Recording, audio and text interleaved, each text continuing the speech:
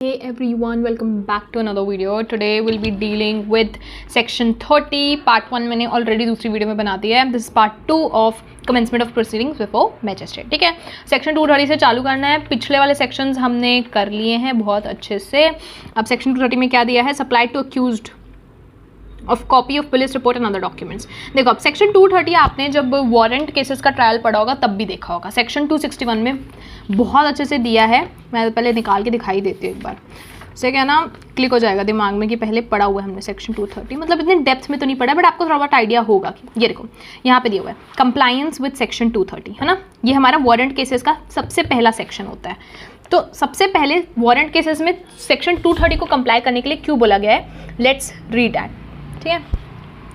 In any case where the proceeding has been instituted on a police report, magistrate shall without delay and in no case beyond 14 days from date of production or appearance of accused furnish to the accused and the victim free of cost a copy of each of the following. ठीक है, जब भी कोई proceeding police report, ठीक है, police report पे institute हो रही है, मतलब एफआईआर या पुलिस रिपोर्ट से इंस्टीट्यूट हो रही है. पुलिस ने इन्वेस्टिगेशन की है, उसके बाद रिपोर्ट बनाई है और वो रिपोर्ट गई है मैजिस्ट्रेट को. ठीक है, तो पुलिस रिपोर्ट जब गई मैजिस्ट्रेट को,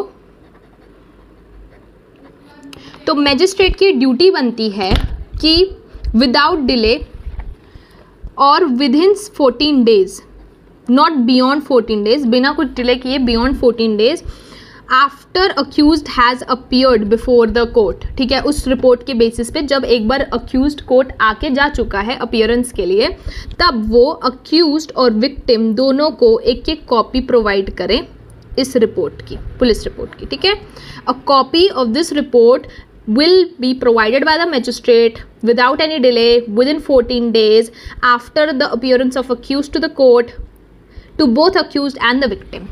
ये दिया हुआ है अपना.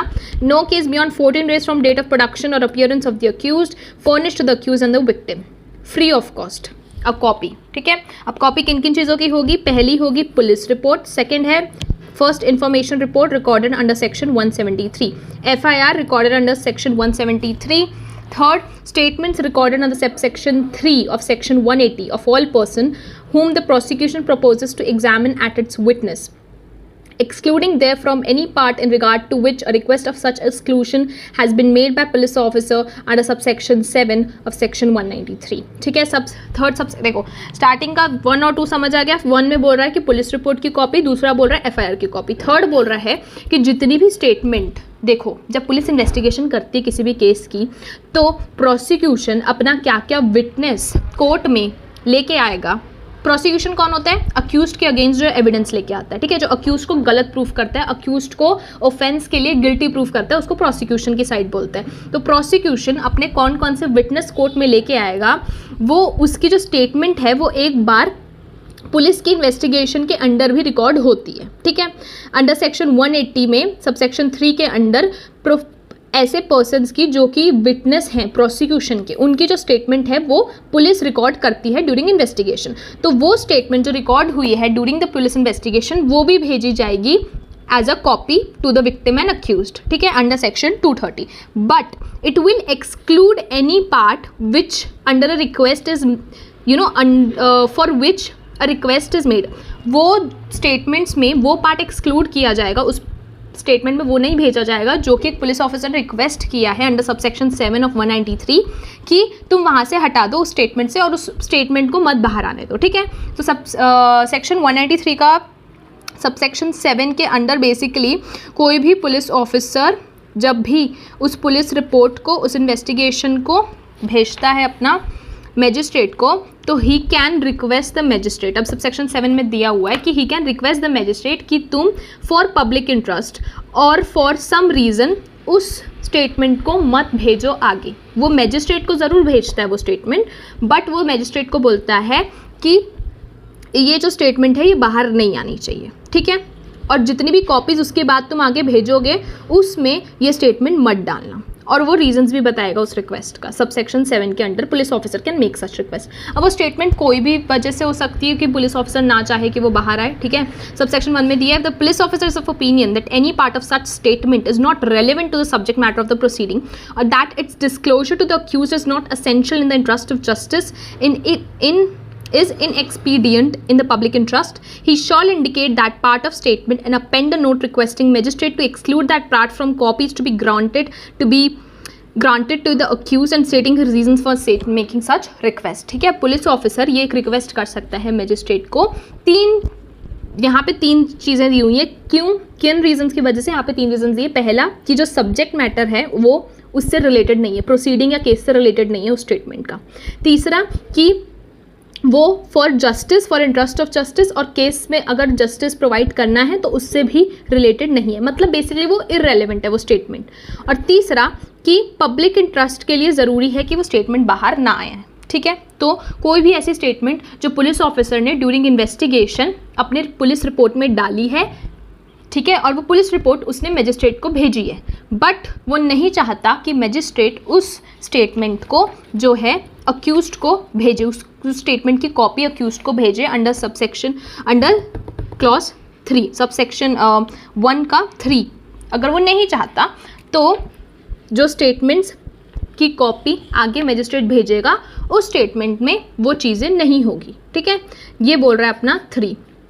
4 बोलता है the confessions and the statements if any recorded under section 183 के अंडर जितने भी कन्फेशन या स्टेटमेंट रिकॉर्ड किए हैं, जुडिशियल कन्फेशंस की कोई वैल्यू होती नहीं है, बट फिर भी जितने भी रिकॉर्ड किए हैं वो भी भेजे जाएंगे अक्यूज और विक्टिम को। 5th बोलता है any other document that is relevant extract forwarded to the magistrate with police report. Police report के साथ मैजिस्ट्रेट को अगर कोई भी ऐसा रेलेवेंट डॉक्यूमेंट मिला है तो वो भी जाएगा विक्टिम और अक्यूज्ड को। प्रोविजन क्या बोल रहा है, प्रोवाइडेड दैट मैजिस्ट्रेट में after pursuing any part of statement as referred to in clause 3 and considering the reasons given by the police officer for the request, direct that a copy of that part of the statement or of such portion thereof as the magistrate thinks proper shall be furnished to the accused. ठीक है, any statement referred to and considering the reasons given by police officer, direct that a copy। देखो मैंने बोला था कि subsection 3 में police officer request कर सकते हैं कि आप इस चीज़ को अक्यूज को, इस चीज़ की कॉपी, इस स्टेटमेंट की कॉपी आप अक्यूज को आगे फर्निश ना करो, फर्निश मतलब मत दो अक्यूज को। पर प्रोविजन में बोला गया है कि अगर मैजिस्ट्रेट का ये ओपिनियन है कि उस स्टेटमेंट की कॉपी जो उन्होंने मना किया है पुलिस ऑफिसर ने आगे देने से, अगर देना ज़रूरी है, इफ़ ही थिंक्स, देन वो सिंपली ऑर्डर कर सकता है कि वो जो स्टेटमेंट है उसकी कॉपी मैं आगे दे रहा हूँ किसको, अक्यूज्ड को, और तुमको देनी पड़ेगी वो अक्यूज्ड को। ठीक है, ये जो है ना ये बाइंडिंग नहीं है मैजिस्ट्रेट पे, मैजिस्ट्रेट इट्स ओनली रिक्वेस्ट। तो अगर मैजिस्ट्रेट को ओपिनियन उससे कॉन्ट्ररी है, उससे अलग है कि नहीं ये स्टेटमेंट जानी चाहिए, ठीक है, ये तो पुलिस ऑफिसर बोल रहा है ना, रिक्वेस्ट कर रहा है मैजिस्ट्रेट को कि तुम आगे मत उसको भेजो अक्यूज्ड को। बट अगर इस प्रोविजन के अंडर अगर मैजिस्ट्रेट को लगता है कि नहीं ये भेजी जाएगी, इसको भेजना ज़रूरी है, तो मैजिस्ट्रेट बेसिकली क्या करेगा, बोलेगा पुलिस ऑफिसर को, डायरेक्ट करेगा, ऑर्डर करेगा कि इसको give it to the accused. Then 3rd में बोल रहा है provide further that if magistrate is satisfied that any document is voluminous and he shall instead of furnishing the accused and the victim with a copy thereof may furnish copies through electronic means और direct that he will only be allowed to expect it either personally और through the advocate in the court. Simply अगर वो उसको जितने भी documents हैं section 230 के under, अगर मैजिस्ट्रेट बहुत वो लेंदी है, बहुत ज़्यादा भारी हैं एक तरीके से, मतलब बहुत ज़्यादा वो नहीं है, वो पोर्टेबल नहीं है कि आप इधर से उधर लेके जा सको उनको, तो सिंपली वो इलेक्ट्रॉनिक मीन्स उनको भेज सकता है। ठीक है, provided also that supply of documents in electronic form shall also be considered as telephonist. तो अगर वो इलेक्ट्रॉनिकली भी भेज रहा है तो उसको भी हम लोग मानेंगे कि उसको डॉक्यूमेंट्स मिल चुके हैं and it will be right. It ऐसा नहीं है कि इलेक्ट्रॉनिकली भेज रहे हो आप तो आपका सेक्शन 230 के under it's not a compliance, आपका कंप्लायंस फिर भी हम लोग कंसिडर करेंगे under this provision. Then we have section 231 supply of copies of statements and documents to accused in other cases triable by court of session.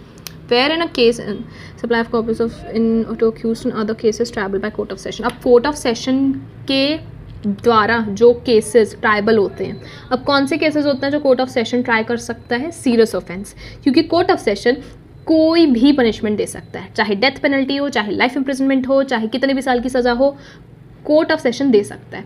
तो अगर कोई case court of session के द्वारा ट्राइबल है तब उसमें कौन कौन सी स्टेटमेंट्स और डॉक्यूमेंट्स को है सप्लाई करना पड़ेगा हमको अक्यूज्ड को, बिकॉज ये जो अपना सेक्शन है ये अपना वारंट केसेस में था। ठीक है, वारंट केसेस में था, तो वारंट केसेस में भी वारंट केसेस CJM भी ट्राई कर सकता है, सेशंस कोर्ट भी ट्राई कर सकता है, बट अब कोर्ट ऑफ सेशन में भी अगर कोई केस है, ठीक है, तो कोर्ट ऑफ सेशन में भी आपको डॉक्यूमेंट सप्लाई करने पड़ेंगे, that is under section 231।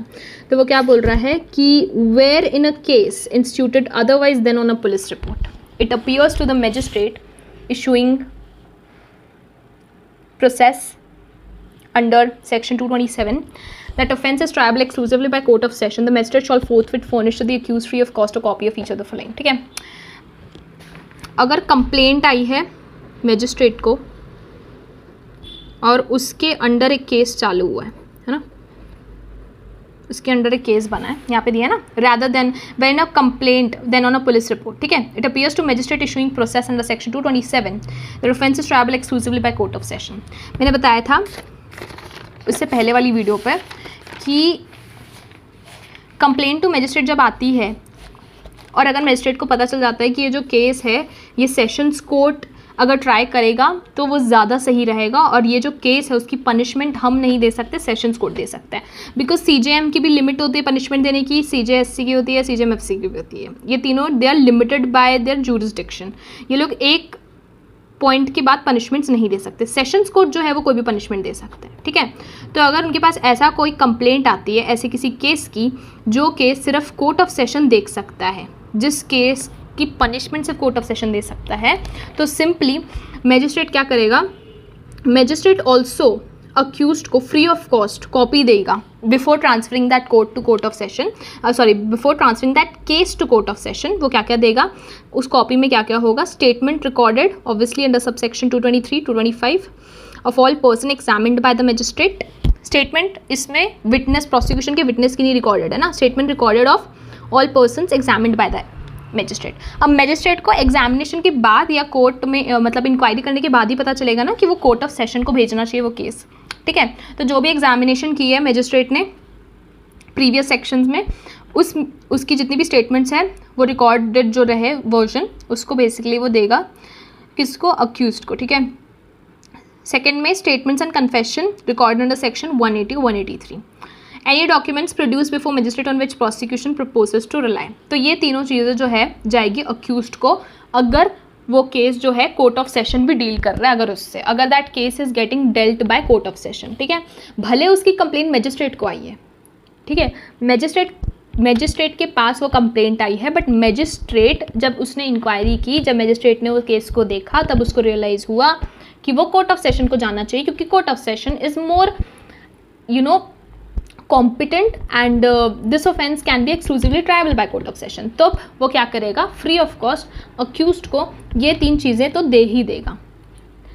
Provision क्या बोल रहा है, provided that if magistrate is satisfied that any such document is voluminous he shall instead of furnishing it with a copy direct that he will only be allowed to inspect it either personally और through the advocate in the court. ठीक है, वॉल्यूमिनियस है मतलब भेजा नहीं सकते इधर उधर, वो सिंपली बोलेगा कि तुम आके या तो कोर्ट में ही वो जो है उसकी पर्सनली आके तुम उस डॉक्यूमेंट को देख लो। ठीक है, और अपने एडवोकेट के थ्रू आके उस डॉक्यूमेंट से जो भी आपको इन्फॉर्मेशन चाहिए उस डॉक्यूमेंट से वो आके आप कोर्ट में ही ले लो, क्योंकि वो डॉक्यूमेंट इतना वॉल्यूमिनियस है, कितना लेंदी है कि हम आपको वो प्रोवाइड नहीं कर पा रहे हैं उसकी कॉपी। ठीक है, अब provided further that supply of documents in electronic form shall be considered as duly furnish. ठीक है, अगर आप उसको इन पर्सन नहीं दे पा रहे हो डॉक्यूमेंट्स को, तो आप अगर उसको इलेक्ट्रॉनिक फॉर्म से के थ्रू भी दोगे तो that would also be considered as compliance to the section. ठीक है, section 232 commitment of case to court of session when offence is triable exclusively by it. अब मैं आपको starting of this video I have explained कि जब भी कोई complaint कोई भी जुडिशियल मजिस्ट्रेट के पास आती है और उस कंप्लेंट की कॉग्निजेंस लेने से पहले या फिर कॉग्निजेंस लेने के बाद, ठीक है, मजिस्ट्रेट को रियलाइज़ होता है कि वो कंप्लेंट थोड़ी ग्रीवियस नेचर की है और वो जो है केस जो है वो कोर्ट ऑफ सेशन को उससे डील करना चाहिए, कोर्ट ऑफ सेशन को उसको ट्राई करना चाहिए। ठीक है, उसका सेशन कोर्ट ऑफ सेशन को चालू करवाना चाहिए। ठीक है, उसका जो ट्रायल है। तो if that is the case तब उस का जो ट्रांसफर है वो कैसे होगा, वो दिया है हमारा सेक्शन 232 में, ठीक है।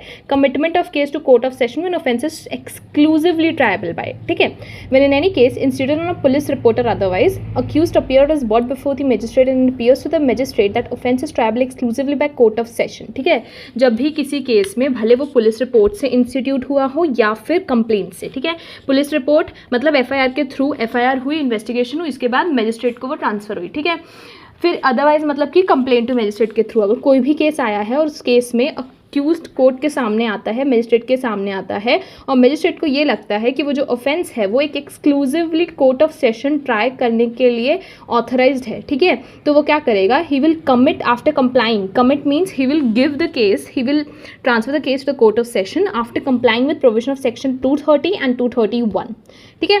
The case to the court of session, commitment of case to court of session, ठीक है, आफ्टर प्रोविजंस ऑफ सेक्शन 230 क्या बोलता है, supply accused a copy of police report and other documents, and 231 बोलता है supply of copies of statements and documents to accused in other cases tribal by court of session, ठीक है। तो जितने भी स्टेटमेंट्स और डॉक्यूमेंट्स हमारे सेक्शन 230 और 231 के अंदर हमको देने हैं अक्यूज्ड को, वो हम देंगे, उसके बाद will commit the case to court of session, ठीक है।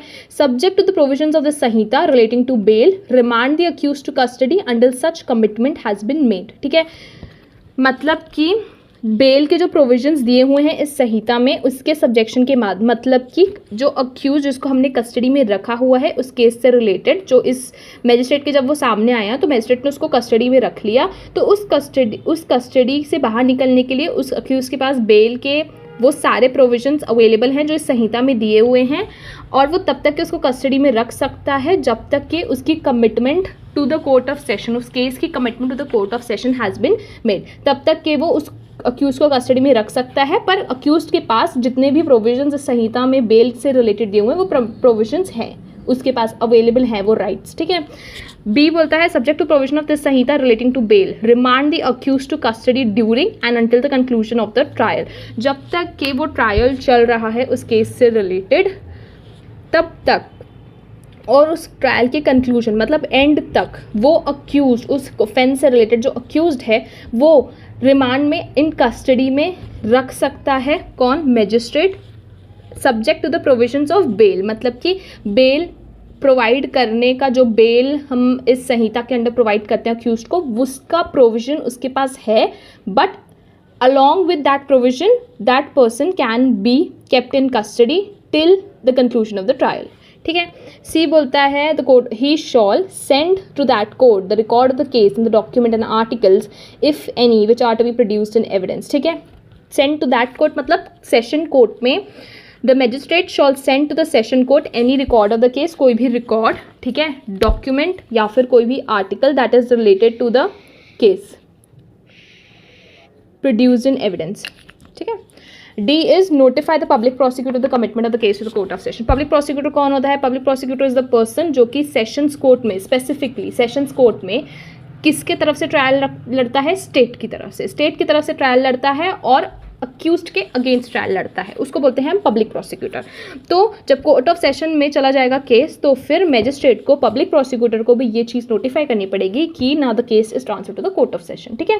Provided that the proceeding under this section shall be completed within period of 90 days from the date of taking cognizance and such period may be extended by magistrate for a period of not exceeding 180 days for the reasons to be recorded in writing, ठीक है।